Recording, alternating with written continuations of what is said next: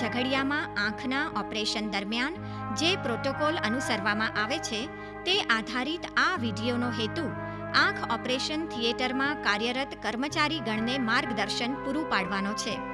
દરેક હોસ્પિટલ તેમના પોતાના સંસાધનો તથા પરિબળોને અનુરૂપ પોતાનો પ્રોટોકોલ બનાવી શકે, જેમાં ઓપરેશનો માટે પ્રતિદિન સમયગાળો, ઓપરેશન પહેલા અને પછી સફાઈ માટે પૂરતા સમયની ફાળવણી અને પ્રતિદિન આંખના સર્જન દીઠ ઓપરેશન કરવાની સંખ્યા નક્કી કરવાનો સમાવેશ થાય છે. ઓપરેશન પશ્ચાત લાગતા ચેપના મુખ્ય કારણો તેમની અગત્યતાના ક્રમ મુજબ દર્શાવ્યા છે. સ્પર્શ, જીવાણુ રહિત કરવાની પ્રક્રિયાની નિષ્ફળતા, વાતાવરણના પરિબળો. ઓપરેશન થિયેટરનો નકશો કે રૂપરેખા. જીવાણુ રહિતતાની જાળવણીની શરૂઆત ઓપરેશન થિયેટરની ભૌતિક રચનાથી થાય છે. ઓપરેશન થિયેટરના મુખ્ય વિસ્તારો આ પ્રમાણેના છે. બહારનો વિસ્તાર, સ્વાગત કક્ષ કે જ્યાં બધી જ વ્યક્તિઓ આવજા કરી શકે. સ્વચ્છ વિસ્તાર, તેની અંતર્ગત કપડાં બદલવાનો રૂમ અને આવજા કરવા માટેની જગ્યાનો ઉપયોગ માત્ર કર્મચારીગણ જ કરી શકે છે. જંતુરહિત કરેલો વિસ્તાર, તેની અંતર્ગત સ્ક્રબ એરિયા, ગાઉન પહેરવાની જગ્યા અને ઓપરેશન કરવા માટેના રૂમનો સમાવેશ થાય છે. નિકાલ વિસ્તાર, આ જગ્યામાં વપરાયેલ લિનન વગેરે રાખવામાં આવે છે અને વપરાયેલ ચીજ વસ્તુઓને જુદી પાડીને તેનો કચરા રૂપે નિકાલ કરવામાં આવે છે. સ્ટરાઇલ અને અનસ્ટરાઇલ વિસ્તારોને જુદા પાડવા. શક્ય હોય તો એર કર્ટેન લગાવી પ્રદૂષિત હવાનો પ્રવેશ ઓપરેશન રૂમમાં રોકવા એરલોક ગોઠવવું. જો થિયેટરમાં પોઝિટિવ પ્રેશર વેન્ટિલેશનની વ્યવસ્થા હોય તો આમ કરવાની જરૂર નથી. સ્ક્રબ થયેલ સ્ટાફ તેમજ સ્ટરાઇલ આઇટમ્સ માટેનો દ્વાર અને સર્ક્યુલેટિંગ સ્ટાફ અને દર્દીઓ તેમજ અનસ્ટરાઇલ આઇટમ્સ અને કચરા નિકાલનું દ્વાર અલગ રાખવું. ઓપરેશન થિયેટરમાં દિવાલોને ઉપર સુધી ગ્લેઝ ટાઇલ્સ લાગેલી હોવી જોઈએ અને તેમાં ઓછામાં ઓછા સાંધા હોવા જોઈએ. તેની ફરસ પથ્થરની બનેલી હોવી જોઈએ.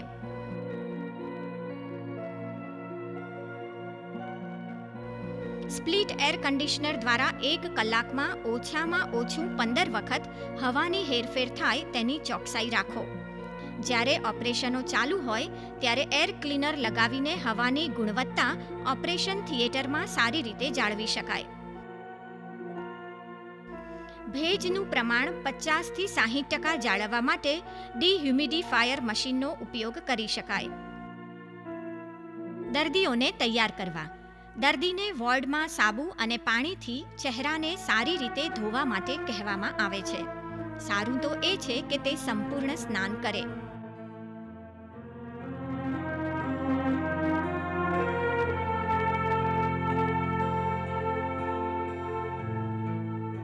ઓપરેશન થિયેટર સંકુલમાં દર્દીને ઓપરેશન થિયેટરના કપડાં, પગરખાં અને ટોપી આપવા જોઈએ. પાંપણોના વાળ કાપવાની જરૂર નથી. ઓપરેશન અગાઉના દિવસે ભ્રમર અને પાંપણના વાળને 10% પોવિડોન આયોડીન વડે પેઇન્ટ કરવું અને દર કલાકે એન્ટીબાયોટિકના ટીપાં આંખમાં નાખવા. ઓપરેશન થિયેટરની કામગીરી સાથે સંકળાયેલા કર્મચારીગણે તૈયાર થવું. અત્યંત સખ્તાઈથી ડ્રેસના નિયમોનું પાલન કરવું. ટોપી અને માસ્ક પહેરતા પહેલા સાદું હેન્ડવોશ કરવું. માથે ટોપી પહેરવાથી શસ્ત્રક્રિયા કરવા માટેની જગ્યાએ વાળ પડતા રોકી શકાય છે અને માસ્ક પહેરવાથી જીવાણુઓને શ્વાસોચ્છ્વાસ દ્વારા રૂમની હવામાં પ્રવેશતા રોકી શકાય છે. હાઈ ફિલ્ટ્રેશન ડિસ્પોઝેબલ ટાઈપના માસ્કથી મસ્લિન માસ્કથી મળતા 40% સંરક્ષણને બદલે 98% સંરક્ષણ મળી શકે. બ્લોક વિસ્તાર. ડિસઇન્ફેક્ટન્ટ સોલ્યુશન વડે એક જ દિશામાંના સ્ટ્રોક દ્વારા ટ્રોલી સારી રીતે સાફ કરવી. એનેસ્થેટિક સોલ્યુશન, સિરિન્જીસ અને નીડલ્સ વગેરે ટ્રોલી પર મૂકતા પહેલા ઓટોક્લેવ કરેલ મોટો ટોવેલ ટ્રોલી પર પાથરવો. તમામ કોટન અને લિનન જેનો ઉપયોગ બ્લોક વિસ્તારમાં થતો હોય તેને પહેલાથી જંતુરહિત કરવું. ઉપયોગ કરતા પહેલા ઇન્ડિકેટર સ્ટ્રીપ ચેક કરવી. એનેસ્થેશિયા આપતી વખતે કંજક્ટાઇવલ સેકમાં 5% પોવિડોન આયોડિનના ટીપાં આંખમાં નાખવા.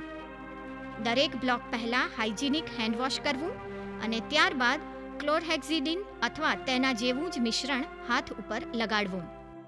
શરૂઆતમાં આંખની ફરતે બહારના ખૂણાથી નાકની તરફ પેઇન્ટ કરવું અને ધીમે ધીમે આંખથી દૂરના ભાગમાં અર્ધવર્તુળાકારે કોટન 10% પોવિડોન આયોડિનમાં બોળીને પેઇન્ટ કરવું. સ્ક્રબિંગ. સ્ક્રબ થવા માટે ડિસ્ટિલ વોટર સર્વોત્તમ ગણાય છે. તેના વિકલ્પ રૂપે ચોખ્ખું કરેલું, ઉકાળેલું કે ક્લોરીનવાળું નળનું વહેતું પાણી પણ વાપરી શકાય છે. ઘડિયાળ, વીંટી તથા અન્ય દાગીના સ્ક્રબ થતાં પહેલા ફરજિયાતપણે કાઢી નાખવા. પહેલું પગલું 3 મિનિટનું છે. સાબુ તથા ફીણ કોણીથી 3 સેન્ટીમીટર ઉપર સુધી 1 મિનિટ સુધી ઘસવું. તે પછી સાબુ ઘસીને ધોઈ નાખવો. પાણીનો મારો હંમેશા આંગળીઓના ટેરવાથી કોણી બાજુ જતો હોવો જોઈએ. આ પ્રક્રિયા 3 વખત કરો. બીજું પગલું 4 મિનિટનું છે. બીજા પગલા અંતર્ગત પોવિડોન આયોડિન કે ક્લોરહેક્ઝિડિનથી સ્ક્રબ થવું.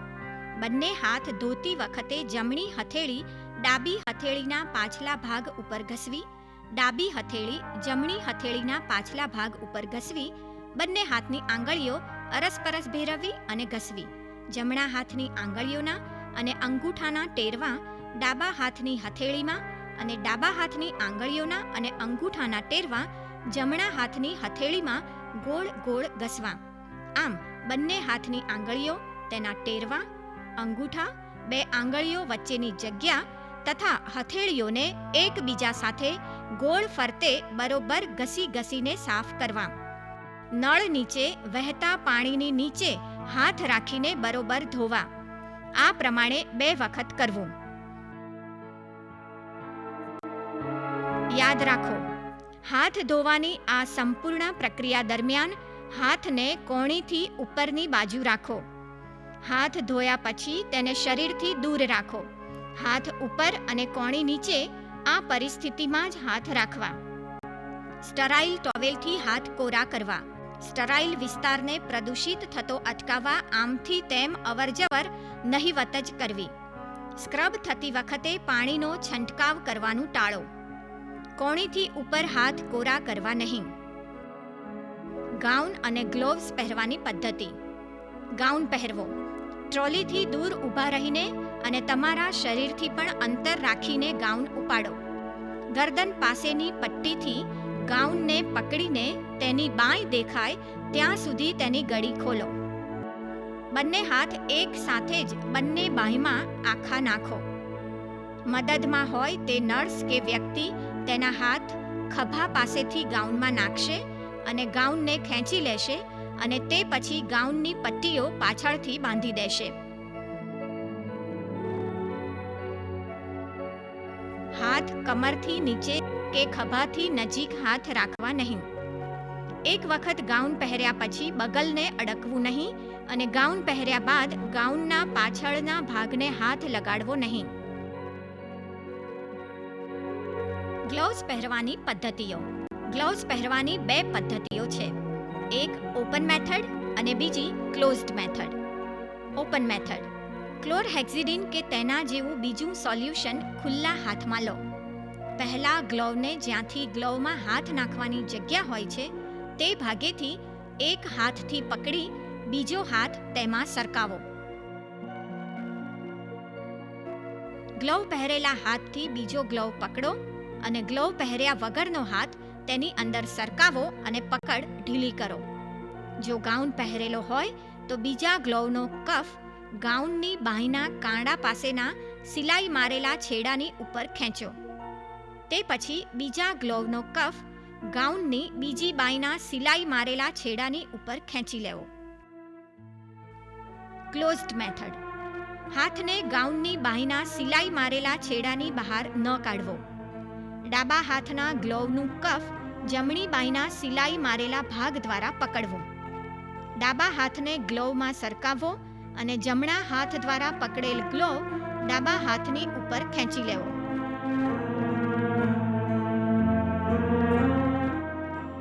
બીજું ગ્લોવ આ જ રીતે પહેરવામાં આવે છે, સિવાય કે અહીં કફને ગ્લોવ પહેરેલા હાથથી પકડી સિલાઈ મારેલા કફમાંથી બીજા હાથને બળપૂર્વક ગ્લોવની અંદર દાખલ કરવામાં આવે છે.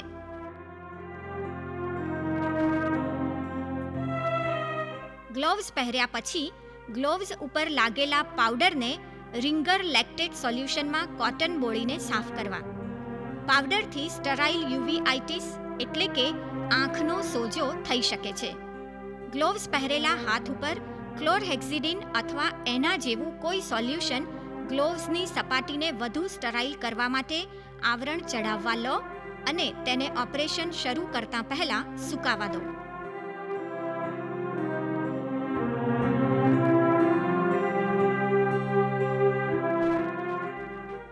ઓપરેશન પૂરું થતાં ગાઉન કાઢવો. સર્ક્યુલેટિંગ નર્સ બહેન ગાઉનની પટ્ટીઓ ખોલશે અને તે પછી ગ્લોવ્સ પહેરેલા રહેવા દઈને તે બહેન કાળજીપૂર્વક ગાઉન કાઢશે. ગાઉનની અંદરની બાજુ બહાર ફેરવીને ઉલટાવીને તેને યોગ્ય પાત્રમાં મૂકશે. ગ્લોવ્સ કાઢવા. ગ્લોવ્સની બહારની અનસ્ટરાઇલ બાજુનો ચેપ હાથને લાગતો રોકવા માટે એક બાજુના હાથની ગ્લોવ્સવાળી આંગળીઓથી બીજા હાથના ગ્લોવ્સના કફને બહારની બાજુથી પકડીને તેની અંદરની બાજુ ઉલટી કરી ખેંચી કાઢો. હવે ગ્લોવ કાઢેલા હાથને ચેપ લાગતો રોકવા માટે વિરુદ્ધ હાથના ગ્લોવ્સના કફને તેની અંદરની બાજુથી પકડીને બહાર ખેંચી કાઢો. આમ કાઢી નાખેલા ગ્લોવ્સને નિશ્ચિત કરેલા પાત્રમાં નાખો. ટ્રોલી તૈયાર કરવી. ટ્રોલીને સ્પિરિટનો ઉપયોગ કરીને એક જ દિશામાં ઘસીને સ્વચ્છ કરવામાં આવે છે. પહેલા સ્ટરીલાઇઝ કરેલ એક ટોવેલ પાથરી તેને સ્ટરાઇલ પોલિથીન પ્લાસ્ટિકની શીટથી ઢાંકવામાં આવે છે. તીક્ષ્ણ સાધનો માટે જુદો ગડી વાળેલો ટોવેલ ઉપયોગમાં લેવો. તે પછી જરૂરી સાધનો તેની ઉપર મૂકવામાં આવે છે. સાધનોનો ટીપનો ભાગ ઉપરની બાજુ રહેવો જોઈએ. વપરાયેલા સાધનોને સ્ટરાઇલ સાધનોથી જુદા રાખવા.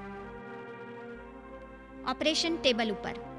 જે આંખનું ઓપરેશન કરવાનું હોય તે આંખની આજુબાજુનો વિસ્તાર 10% પોવિડોન આયોડિનમાં પલાળેલા કોટનથી પેઇન્ટ કરવો. તેને 2 મિનિટ સુધી રહેવા દેવું. આપણે આંખની પાંપણના વાળ અને પાંપણને ઢાંકી શકે તેવા પ્લાસ્ટિક ડ્રેપનો ઉપયોગ કરવો જોઈએ, કારણ કે તેમાંથી જીવાણુ પસાર થઈ શકતા નથી અને તેથી કોઈ પણ જીવાણુ આમ તેમ ફેલાઈ ના શકે. 5% પોવિડોન આયોડિનના ટીપાં આંખમાં નાખવા અને તે ધોતા પહેલા 2 મિનિટ રહેવા દેવા.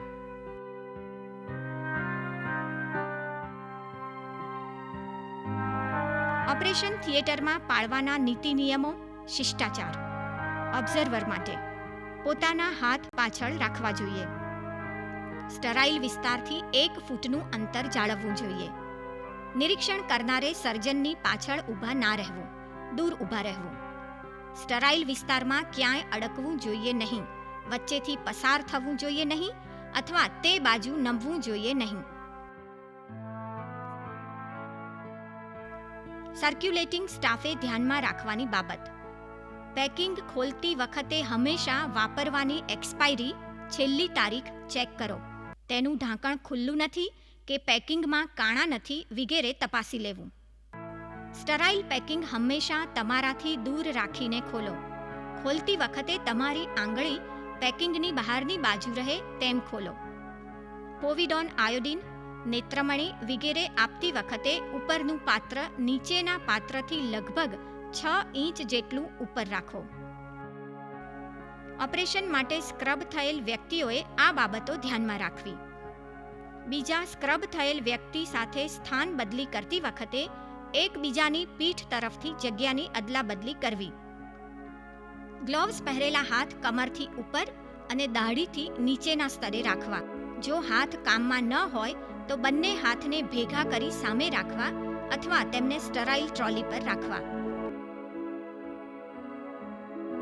જ્યારે ખાંસી કે છીંક અનિવાર્ય હોય ત્યારે સ્ટરાઇલ વિસ્તારથી પાછળ ખસી જાઓ. 2 ઓપરેશનની વચ્ચે રિંગર લેક્ટેટ, વિસ્કોઇલાસ્ટિક, SICS બ્લેડ્સ વગેરે એક દર્દીના ઓપરેશન માટે ઉપયોગમાં લીધા પછી બીજા દર્દી માટે ન વાપરવા. સર્જિકલ ઇન્સ્ટ્રુમેન્ટ્સનો સેટ જેમાં SICS બ્લેડ્સનો પણ સમાવેશ થાય છે, એ ઓટોક્લેવ કરી શકાય. ગ્લોવ્સ દર ઓપરેશન પછી બદલી નાખવા. આદર્શ પદ્ધતિ મુજબ દરેક ઓપરેશન પછી 3 મિનિટ માટે ફરી સ્ક્રબ થવું. તમામ વસ્તુઓ કાઢી નાખીને દરેક વખતે ટ્રોલીને પુનઃ તૈયાર કરવી.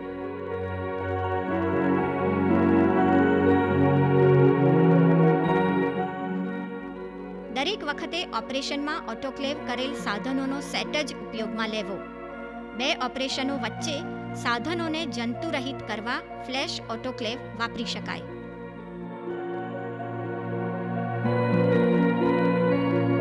સાધનો ઉપકરણોની સફાઈ. એક વખત સાધનોનો ઉપયોગ થઈ જાય તે પછી બને તેટલી જલ્દી તેની સાફ સફાઈ કરી નાખવી જોઈએ. આ માટે અલ્ટ્રાસોનિક ક્લીનર વાપરી શકાય.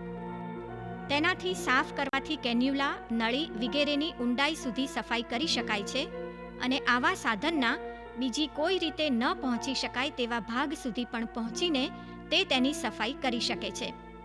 સફાઈની પ્રક્રિયાને સરળ બનાવવા માટે એન્ઝાઇમ સોલ્યુશન ઉમેરવામાં આવે છે. તે માટેનો આદર્શ સાયકલ ટાઈમ 30 મિનિટનો છે.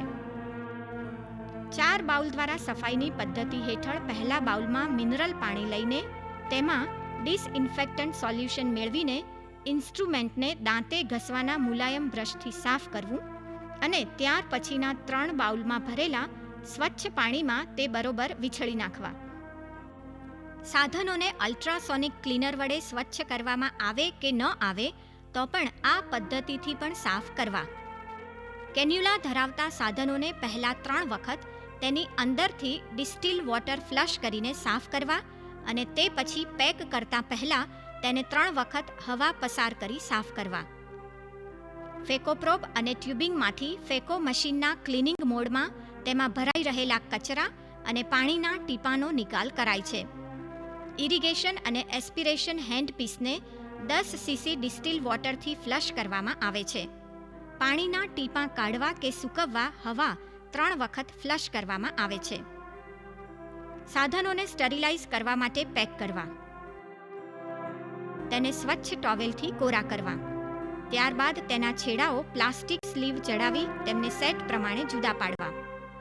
ત્યારબાદ તેને કાણાવાળી સ્ટેનલેસ સ્ટીલની ટ્રેમાં છૂટા છૂટા પેક કરવા અને તેને ઇન્ડિકેટર સાથે ડ્રમમાં મૂકવા.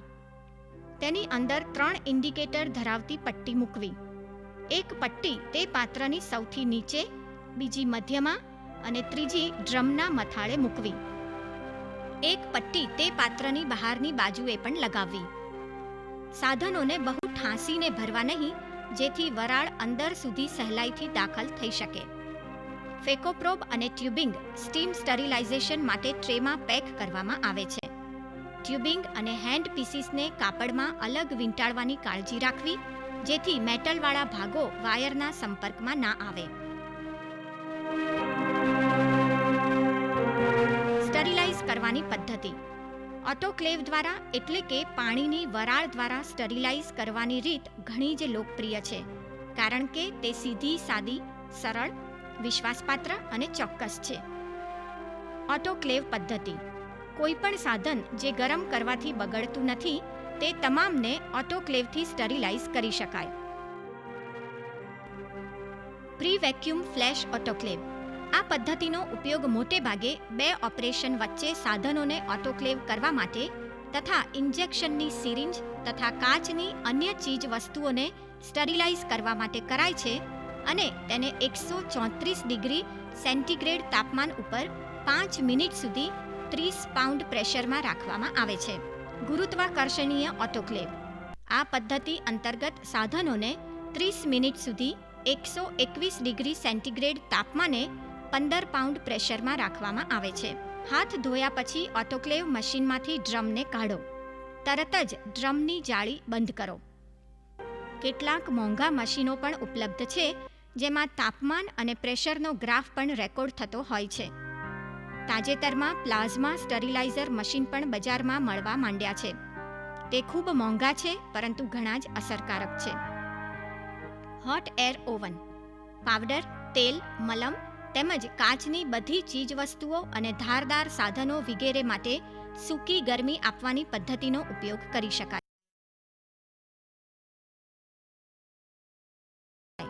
Ethylene oxide gas sterilizer, cryoprobes, નેત્રમણી, આઈશિલ્ડ, વિટ્રેક્ટોમી પ્રોબ્સ, ટાંકા લેવા માટેના સૂચર, કોટરી વાયર વગેરે જેવી ચીજ વસ્તુઓ માટે ઇથિલિન ઓક્સાઇડ ગેસ પદ્ધતિનો ઉપયોગ કરી શકાય, પરંતુ ગેસ ઝેરી હોવાથી સ્ટરીલાઇઝેશન પછી તેની અસર દૂર થવામાં લાંબો સમય લાગે છે. ઓપરેશન થિયેટરની સફાઈ. દરરોજની સફાઈ. ઓપરેશન થિયેટરની દિવાલો 6 ફૂટની ઊંચાઈ સુધી તથા તેના બારણા અને ફર્શ દરરોજ વ્યવસ્થિતપણે ભારપૂર્વક ઘસીને સાફ કરવા જોઈએ અને તે પછી બેડોલની પદ્ધતિનો ઉપયોગ કરીને તેમાં 1% સોડિયમ હાઇપોક્લોરાઇટ સોલ્યુશન બનાવીને તેના પોતા કરવા જોઈએ. જે તે દિવસે ઓપરેશન થિયેટરનો ઉપયોગ ન કર્યો હોય તો પણ આ પ્રમાણે સફાઈ કરવી જોઈએ. ઓપરેશન માટેના માઇક્રોસ્કોપ હાઇપોક્લોરાઇટ સોલ્યુશન વડે તથા તેનું હેડ વગેરે બેસિલોલ 25% સ્પ્રેથી દરરોજ બરોબર સાફ કરીને ઢાંકેલા રાખવા જોઈએ. માઇક્રોસ્કોપના લેન્સ ક્લિનિંગ સોલ્યુશન વડે સાફ કરવા જોઈએ. ટ્રોલીઓ, રિવોલ્વિંગ ખુરશી, ઓપરેશન ટેબલ, પગ મૂકવાનું ટેબલ, આઈવી સ્ટેન્ડ વગેરે 1% સોડિયમ હાઇપોક્લોરાઇટ સોલ્યુશનનો